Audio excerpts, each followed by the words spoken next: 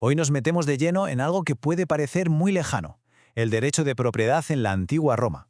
Pero vamos a ver que sus ideas, sus problemas y sus soluciones tienen mucho, pero mucho que ver con nuestro día a día.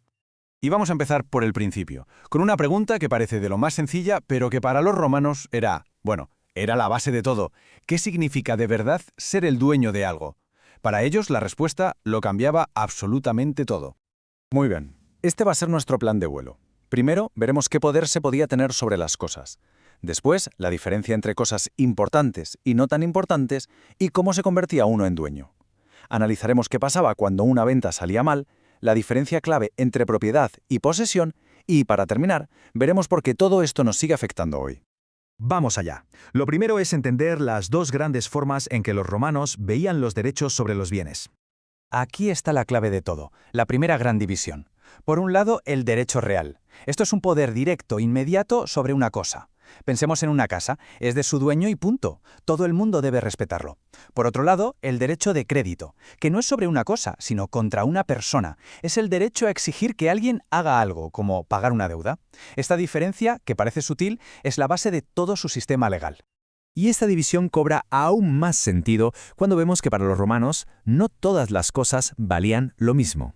De hecho, tenían dos categorías muy bien definidas. Existían las res mancipi y las res nec mancipi. O, para entendernos, las cosas importantes y las cosas menos importantes. Las primeras eran el motor de su economía agrícola. Las segundas, pues, básicamente todo lo demás. Y con ejemplos se ve clarísimo. Las res mancipi, lo fundamental, eran las tierras en Italia, los esclavos, los animales de tiro, la maquinaria pesada de la época. En cambio, las res nec mancipi eran el dinero, las joyas, los muebles, cosas que podían ser muy valiosas, sí, pero no se consideraban la base de la riqueza. Por eso su intercambio era mucho más ágil. Entonces, si las cosas eran tan diferentes, ¿cómo se transfería la propiedad de unas y otras? Pues aquí el método, el cómo se hacían las cosas, lo era todo. Y aquí, mucho ojo, porque esto choca frontalmente con nuestra mentalidad actual. En Roma, firmar un contrato de compra-venta no convertía a nadie en dueño. Para nada, solo generaba la obligación de entregar la cosa. Para ser propietario de verdad, hacía falta un acto posterior, un modo de transmitir la propiedad. Para las cosas importantes, las res mancipi, había que celebrar un ritual llamado mancipatio. Y era casi una performance. Había que reunir a 5 testigos, una persona con una balanza de bronce. El comprador golpeaba la balanza con un trozo de metal y pronunciaba unas palabras solemnes. Era un acto público, muy visual, para que a nadie le quedara la menor duda de que un bien fundamental estaba cambiando de manos.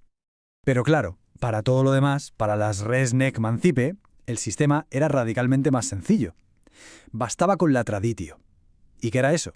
Pues tan simple como la entrega física del objeto, de mano en mano. Pasamos de un ritual solemne a un simple gesto. El contraste es brutal. Ahora bien, ¿qué pasaba cuando se usaba el procedimiento incorrecto? Porque claro, pasaba. Y es aquí donde el derecho romano demuestra una inteligencia y una capacidad de adaptación asombrosas. Lo mejor es verlo con un caso práctico. Es fácil imaginar la escena. Ticio le vende una finca a Cayo. Cayo paga sus 10.000 sestercios, se instala allí y medio año después aparece Ticio y, de forma completamente legal, le dice que la finca sigue siendo suya y se la queda. ¿Y cómo podía pasar algo así? Pues por el error que acabamos de ver. Una finca era una res mancipi. Exigía el ritual solemne de la mancipatio. Pero ellos, seguramente, se limitaron a hacer una simple entrega, una traditio. Y aquí está el kit de la cuestión. Según la ley más antigua y estricta, el ius civile, Ticio nunca había dejado de ser el dueño. Cayo solo tenía la cosa físicamente, era un poseedor, pero legalmente no era el propietario. Una situación a todas luces injusta que pedía a gritos una solución. Y la solución llegó de la mano del pretor, un magistrado que era un verdadero motor de innovación jurídica. Creó la Actio Publicana, una herramienta brillante que se basaba en una ficción legal. Básicamente le decía al juez: «Oye, actúa como si Cayo ya fuera el dueño legítimo». De esta forma, sin cambiar la ley antigua, se protegía al comprador de buena fe y se hacía justicia. El caso de Ticio y Cayo nos sirve en bandeja la oportunidad de entender uno de los conceptos más importantes y duraderos del derecho romano, la diferencia entre ser propietario y ser poseedor. A ver si lo podemos simplificar.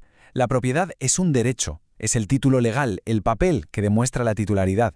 En cambio, la posesión es un hecho, es el control físico y material sobre la cosa. Una cosa es decir, esto es legalmente mío, y otra muy distinta, ahora mismo lo tengo yo. Y aunque la ley protegía ambas situaciones, lo hacía de formas muy diferentes. Y después de todo este recorrido, la pregunta es obligada. Bueno, ¿y toda esta teoría legal de hace 2000 años, por qué nos importa hoy? Pues importa, y mucho. Porque esas ideas que los juristas romanos desarrollaron para resolver problemas prácticos como el de la finca de Cayo son hoy los cimientos de nuestros sistemas legales en gran parte del mundo, desde Europa hasta América Latina. La distinción entre derechos reales y personales, la idea de que la posesión continuada puede llevar a la propiedad o la capacidad de la ley para buscar soluciones justas, todo eso es herencia directa de Roma. Y eso nos deja con una reflexión final. Sin ese trabajo minucioso, casi obsesivo, de los romanos por definir, clasificar y proteger la propiedad, ¿qué significaría hoy para nosotros ser dueño de algo?